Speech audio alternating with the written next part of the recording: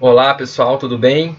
Bom, esse vídeo ele é bem curtinho e tem um objetivo muito simples, que é de ajudar, que é de fornecer sugestão para registro das atividades remotas nesse período de pandemia. Ou seja, o foco desse vídeo é para a gestão escolar, da rede pública ou privada, especialmente para você, colega, gestor, gestora, que está perdido aí nesse universo de demandas. Eu imagino que não deve estar fácil a situação na sua escola nesse momento.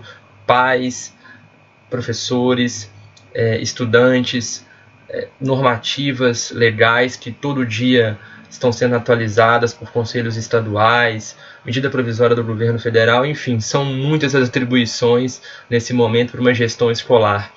E de modo que nesse vídeo eu vou concentrar a minha energia aqui em sugerir, através dessa tabela, um registro um pouco mais concreto das atividades remotas que a escola esteja disponibilizando. Seja essa atividade qual for, uma videoaula, um material em PDF, algo na plataforma, enfim, as opções são muito variadas, mas o fundamental é que, seja qual for a atividade remota, é necessário registrá-la e de forma pormenorizada, porque esse arquivamento vai servir para comprovação aí posterior dessas atividades para a gente poder computar como carga horária anual. É fundamental que cada gestor escolar mire o seu olhar para as deliberações do seu conselho estadual. Isso é muito importante.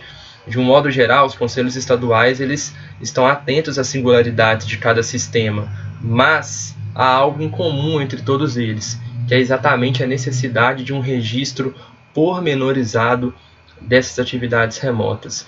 Então, essa tabelinha que você está enxergando é uma sugestão para a escola se estruturar e sistematizar essas atividades.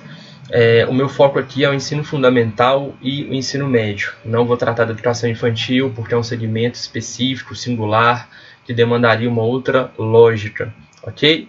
Então vamos lá.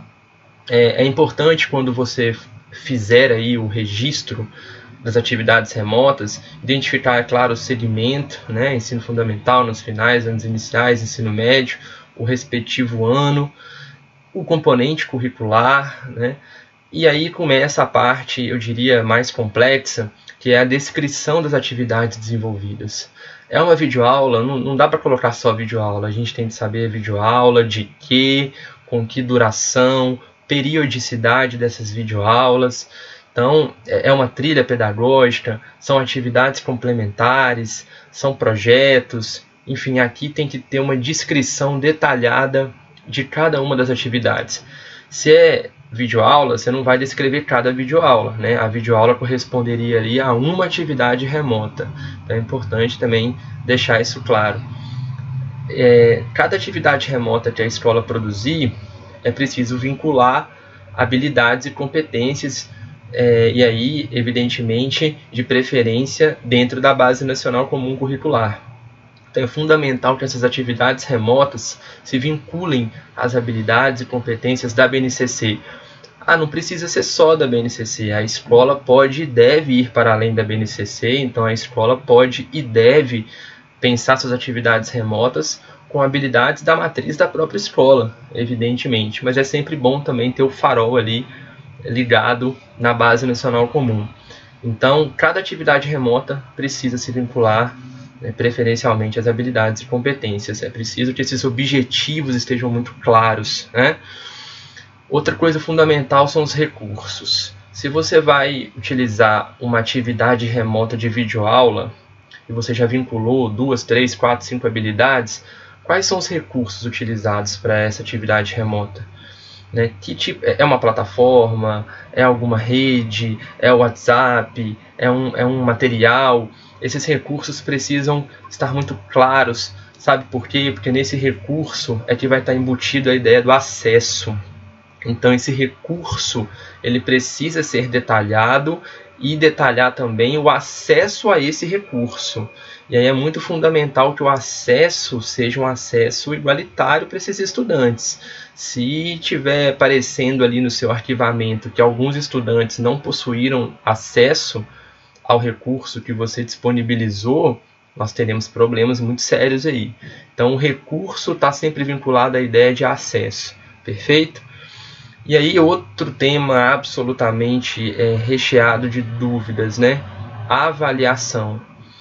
É preciso que as atividades remotas se vinculem às habilidades, obviamente elas estão dentro de recursos utilizados e elas têm de ser avaliadas.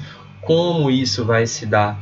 E aí, pessoal, a avaliação é sempre uma lógica interna da escola. Vocês não vão encontrar em conselhos estaduais descrição pormenorizada de como avaliar. Esses instrumentos eles vão demandar da criatividade da gestão da escola.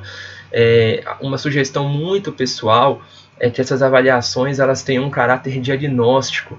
Elas podem ser feitas, inclusive, pós-retorno ou durante o período remoto. O importante é que elas estejam aí discriminadas, né? Detalhadas. Se vai ser posterior ao período de pandemia, detalha isso. Vai ser um diagnóstico aí. Na primeira semana de aula, a gente vai utilizar a primeira semana de retorno para avaliações diagnósticas, para saber em que pé estão os estudantes. Ótimo, detalha isso. Ah, não, a gente vai fazer quinzenalmente, de forma remota, alguma avaliação, algum quiz ou uma autoavaliação. Ótimo, detalha isso também. Essa avaliação ela pode servir também para um instrumento de frequência, né? Porque nessa avaliação que o aluno realiza, também subentende-se aí uma frequência às atividades. Então é interessante fazer essa associação, porque a frequência é uma outra coisa importante para esse registro. E é sempre importante a carga horária estimada para essas atividades remotas. Então, a escola precisa ter uma coerência e uma equivalência com a sua carga horária existente, né, com a carga que já possui. Ok, pessoal? De modo bem geral, essa tabela ela ajuda um pouquinho a organizar esse registro, lembrando que não basta registrar, é preciso comprovar. Então, no anexo, por exemplo, de uma tabela como essa, é necessário a gente provar que nós fizemos isso. Desejo a todos aí, nesse período de pandemia, que se cuidem, que consigam aí, de alguma maneira, executar da melhor forma essa missão de educar, mesmo em tempos tão difíceis. Um grande abraço e até o próximo vídeo.